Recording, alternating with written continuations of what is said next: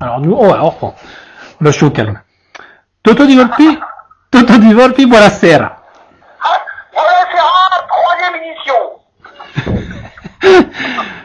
Toto di Volpi, vous êtes sur la route. Êtes-vous sur la route d'un exploit pour le Trophy 2010? Eh ben, totalement, je ne vous fais pas dire. Le doublé de la région centre cette année. Le gaucher magique sur un terrain inconnu, l'année dernière. Et Toto, sur son vrai terrain, sur le terrain de Plessis-Montagnarde, vient pour chercher la canette. Donc vous annoncez haut et fort que Toto di Volpi viendra chercher la victoire. Ah oui, Toto est prêt, et fin prêt, une préparation technique affûtée vendredi dernier, avec mon cher nouveau pro qui dénichait au fin fond de la Sologne. Et non, Toto est là, j'annonce, en début de semaine, c'est un peu sceptique. Mais là, depuis vendredi, 16h30, Toto est sûr de lui. Toto di Volpi, vous avez donc judé, vous avez oh là là, vous avez oh mais c'est du one shot, il y a pas de coupure. Donc vous avez su déjouer les pièges de la neige pour vous préparer. Oui, ah non, mais Toto, écoutez, on va dire, je m'adapte aussi au climat, voilà. Donc, j'ose espérer quand même qu'il n'y aura pas trop à Plessis-la-Montagnarde dans une dizaine de jours. Mais non, Toto, il va maintenant, c'est plus Toto d'antan. Et Toto qui avait peur de la pluie, peur du froid. C'est fini ça. C'est fini, l'expérience aidant, la sagesse arrivant, Toto il fonce. Toto il fonce. Toto di Volpi, quels seront les adversaires à surveiller de très près selon vous pour la lutte pour le titre? Babal courageux, Vic. Non, je déconne, voyons. Je déconne avec une revue d'handicap. À 72, jamais ils seront beaucoup, ces gens-là, jamais. Mais on a besoin d'eux pour la bonne ambiance, la préparation des tables, l'ouverture des bouteilles, voilà.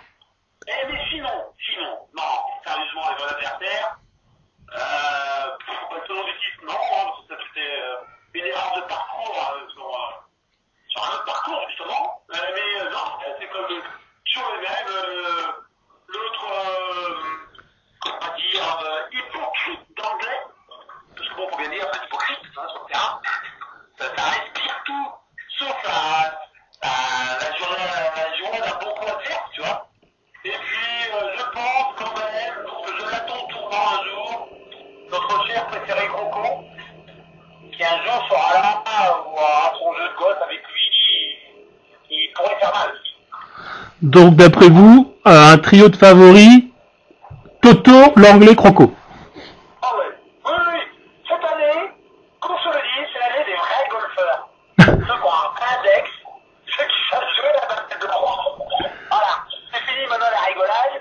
Passons aux choses sérieuses, la deuxième année, peut-être un tournant,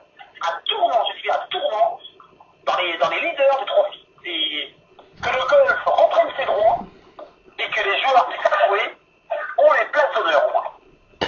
Toto di Volpi, parlons maintenant du bas de tableau, du bas de classement, pardon. Sont absents deux candidats habituels à la cuillère de bois, Petrus et Prédateur. C'est officiel. Qui parmi les 7 trophées restants, en plus des 3 nommés pour la victoire, donc qui parmi les 7 trophées restants devrait lutter vraisemblablement pour la cuillère de bois? Alors, sauf surprise, hein, mais bon, il va de soi que couramment, les golfeurs qui sont pas mal courageux, limite, flirtent. Hein, le vainqueur en jeu, des fois, il fait plus que flotter. Hein. Mais flirte avec ce beau trophée qui est la cuillère de bois. Donc, j'en dirais 2. Je dirais... Pardon? Non, je vous écoute. Et je dirais éventuellement, dû à un surplus de pression de son titre l'année dernière, il faudra que le coach magique se méfie de ce surplus de tension qu'il pourrait avoir dans ses bras, hein, à défendre un titre. notamment son trou numéro 1. Il m'en a déjà parlé, de l'ancienneté du départ. Bon, il est déjà pas serein, il faudrait qu'il fasse gaffe, qu'il fasse pas un plus de 15. Au trou numéro 1, ça pourrait l'aider à flirter avec cette zone-là.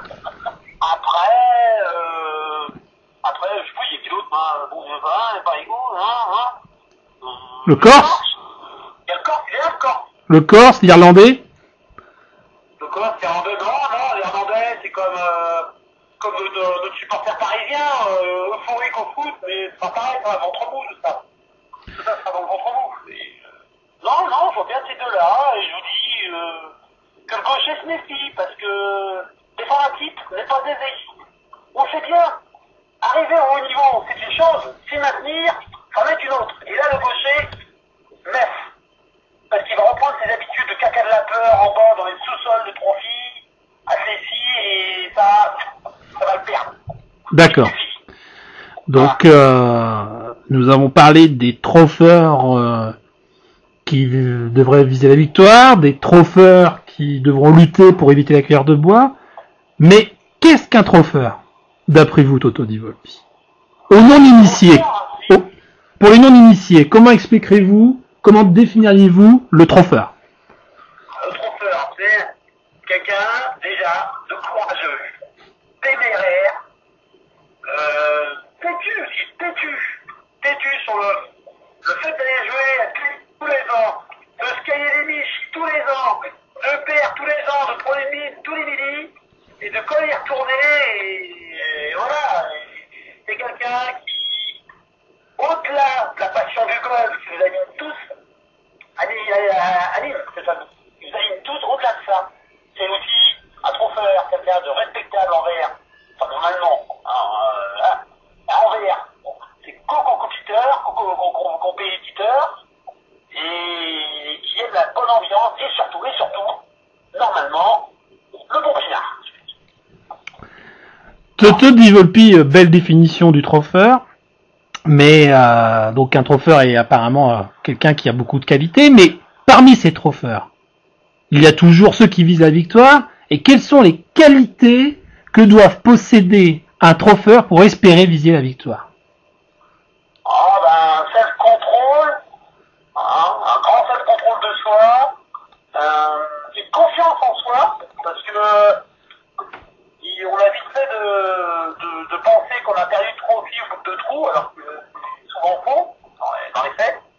Et c'est quelqu'un qui doit avoir un grand moral, et un peu de physique aussi pour affronter Cécy. Ou alors, il faut aller jouer ailleurs qu'à Cécy, comme l'année dernière. Et dans ce cas-là, on a affaire à une victoire qui tombe d'un nuage, de quelqu'un sorti du chapeau. Mais bon, tant pis, c'est l'histoire qui veut ça, quoi. Et c'est les qualités principales, ça. Toto Di Volpi, vous êtes membre de la communauté des tropheurs depuis le Trophy 2004. 2003 J'étais cuir de bois en 2004, je crois. Ah oui, 2003, non. Je crois que t'étais cuillère de bois pour ta première tentative, moi. Non, un deuxième. D'accord. Donc, oh là, qu'est-ce qui se passe derrière? Donc, revenons sur vos 6 ou 7 tentatives.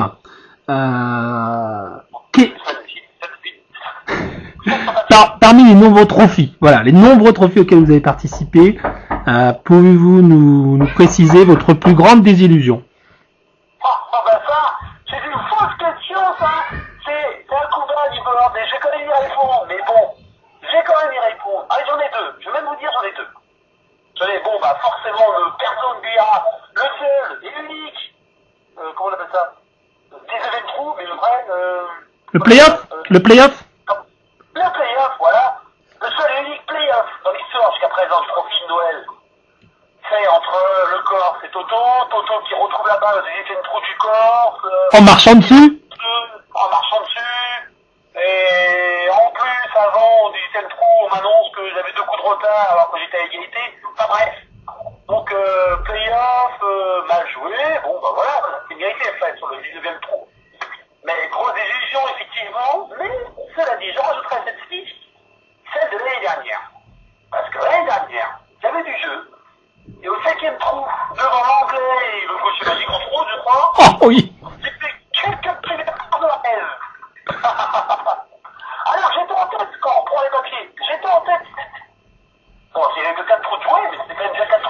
Donc, bref, un coup du sort qui vous a marqué, la récupération de la balle du Corse en marchant dessus, et c'est ce craquage technique alors que vous étiez sur les chapeaux de roue pour une victoire. Voilà, ouais, c'est deux coups, et c'est ce qui me fait dire que cette année, il n'y en aura pas, et je ramènerai la gamelle. Toto Di Volpi, rassurez-nous, vous avez bien un grand souvenir du votre meilleur souvenir du trophée de Noël, que ce soit au niveau technique ou au niveau ambiance.